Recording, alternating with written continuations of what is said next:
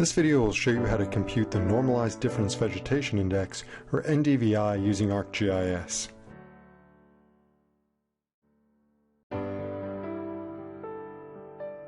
NDVI can be computed from multispectral remotely sensed data using the formula of the near-infrared band minus the red band divided by the near-infrared band plus the red band.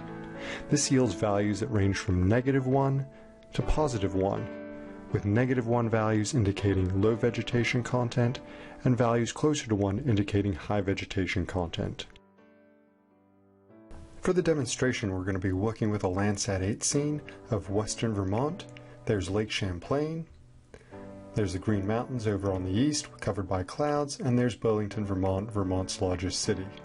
I created this image by stacking together bands 1 through 7 from Landsat 8. Now let's create a color infrared composite by going to the layer symbology and displaying the near infrared band to the red color gun, the red band to the green color gun, and the green band to the blue color gun, creating a 5-4-3 composite.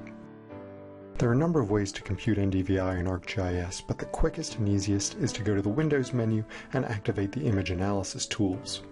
First thing to do in the image analysis tools is to click on the button to open the image analysis options.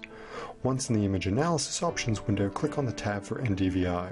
We're going to uncheck the use wavelength button because we don't have wavelength metadata, and we're going to check the box for scientific output because we want our values to range from -1 to 1. We're then going to adjust the band combinations. Band 5 in this particular Landsat image corresponds to the near infrared band, and band 4 corresponds to the red band. So we'll set band 5 and 4 as the infrared band and red band respectively, and then click OK to activate those settings. Now we're ready to compute NDVI. First, confirm that the image layer we want to use is selected, and then we'll scroll down and under Processing and click on the NDVI icon, which looks like a leaf. Using the image analysis functions, we can compute NDVI in a matter of seconds, but it's important to note that the NDVI layer that we've created is only temporary. To improve the display of the NDVI layer, we're going to go into our layer properties and under the symbology tab, adjust the color ramp. We'll use a red to green color ramp, where green represents high vegetation content and red low vegetation content. Let's examine our output. Lakes in urbanized areas that have very low amounts of vegetation have corresponding low NDVI values. Clouds also have low NDVI values. If we look in the shadowed areas of the clouds, we can see that NDVI values are impacted, meaning that within shadowed areas, the NDVI values tend to be lower than similar vegetation in non-shadowed areas.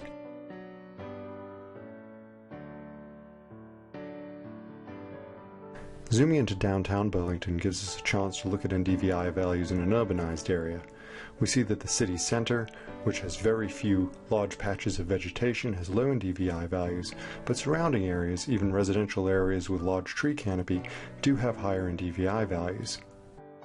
Now let's move south to a landscape that's dominated more by agricultural land use. Those fields with active healthy crops have high NDVI values. NDVI values tend to be low in those fields where the crops have either been recently harvested, exposing the bare soil, or the crops are in poor health. Finally, we'll take a look at some wetland vegetation adjacent to a river. We see a mix of NDVI values. The lower NDVI values in those areas where we have predominantly water, and the higher NDVI values are those areas where the vegetation is obscuring the water. To make the NDVI layer a permanent raster, we'll go back into the image analysis tools and click on the export icon. This launches the export raster data window.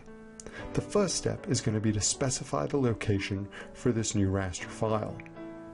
After we've reset the location, we'll go through and give it a file name. In this particular case, I've used the .tif extension to export the raster as a geotiff. Once we're set, we'll click Save and a new raster layer is produced, which we're adding to our ArcMap document. I'm going to remove the temporary NDVI raster and go into the symbology for our newly added raster and give it a red-green color ramp. Now we'll take a look at how you can use layer symbology to determine a threshold to differentiate vegetated areas from unvegetated areas. Within the layer symbology, I'm going to select the classified option for raster display, changing the number of classes to 2 and applying a red-green color ramp so that red means not vegetated and green means vegetated. Clicking on the Classify button will bring up the histogram, and I can use the slider to attempt to determine the appropriate threshold value for non-vegetated and vegetated pixels. addition to using the slider bar, I also have the option to enter the break value manually by typing it in under break values.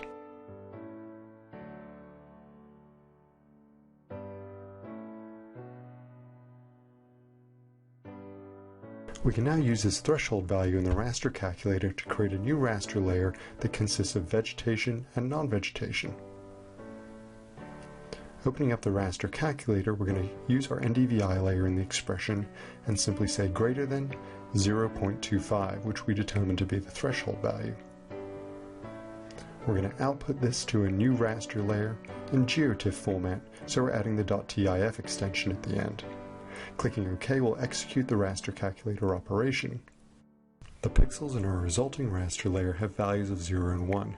0 means the NDVI was less than or equal to 0.25, and 1 means the NDVI value was greater than 0.25. To evaluate how well we did with this threshold, we can use the Effects toolbar and the Swipe tool to swipe our binary layer over the original image dataset.